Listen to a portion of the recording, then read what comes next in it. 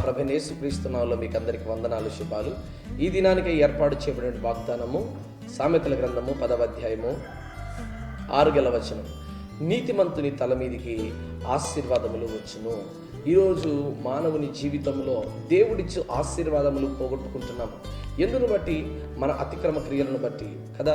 అందుకే దేవుని వాక్యం తెలియజేయబడతా ఉంది, నీతిమంతుడు లేడు, ఒక్కడునూ లేడని. ఏ భేదము లేదు, దేవుడు అనుగ్రహించి మహిమను పొందలేకపోతున్నారట కదా. ఈరోజు మన పాపమును బట్టి మన తల మీదికి ఆశీర్వాదాలు రావాలి, కానీ ఈరోజు మనకు ఆశీర్వాదాలు లేకుండా పోతున్నాయి. అందుని బట్టే యాకోబులాగా మనం బ్రతుకుతున్నాం.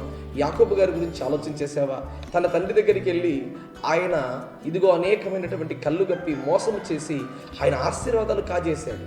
ఈరోజు నీవు కూడా దేవుని ఆశీర్వాదాలు కావాలని ఇదిగో అనేక మంది కంటి ముందు కనిపించాలని అనేక మందికి సహాయం చేస్తుంటే నటిస్తున్నావేమో, అనేకమైనటువంటి గుప్పిలు విప్పి కానుకలు ఇస్తున్నావేమో. అందును బట్టి కాదు నీ జీవితంలో ఉండాల్సింది.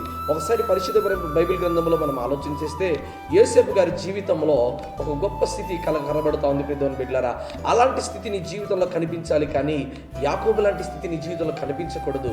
యోసేపు గారు వాళ్ళ అన్నల చేత తృణీకరించబడిన వాడు, దేశం విడిచిపెట్టాడు, తన తల్లిదండ్రులు అందరినీ పోగొట్టుకుని ఒంటరి బ్రతుకుతున్నటువంటి వాడు. అయితే ఆయన ఉంటున్నటువంటి ఇంటిలో నమ్మకమైన వాడిగా ఉన్నాడు, కానీ ఆయన చేరినటువంటి తప్పుకు ఒక నిందను భరించి ఆయన కారాగారంలో భయంకరంగా మగ్గిపోతున్నాడు. ఎవరు నాకు సహాయం చేస్తారని ఆయన అనుకోలేదు, కానీ దేవుడు అతనికి తోడై ఉండేనని మనకు చక్కగా కనబడుతుంది. దేవుడు అతనికి తోడై ఉన్నాడు కనుక, ఆయన నీతిమంతుడిగా బ్రతికాడు కనుక, ఏ తప్పిదమును చేయకుండా హృదయపూర్వకంగా యథార్థంగా బ్రతికాడు కనుక దేవుడు ఆయన ఆశీర్వదించాడు, ఒక గొప్ప రాజుగా నియమించాడు.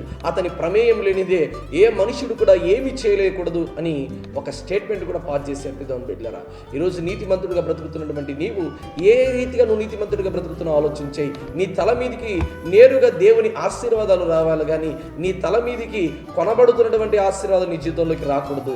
యాకోబు అలా చేశాడు, 2 సార్లు మోసం చేశారు. అయితే నువ్వు కూడా అలాగే దేవుని మోసం చేస్తున్నావేమో.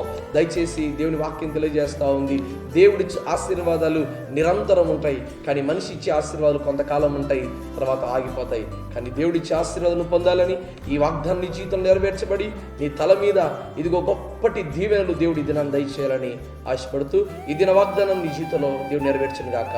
ఆమేన్.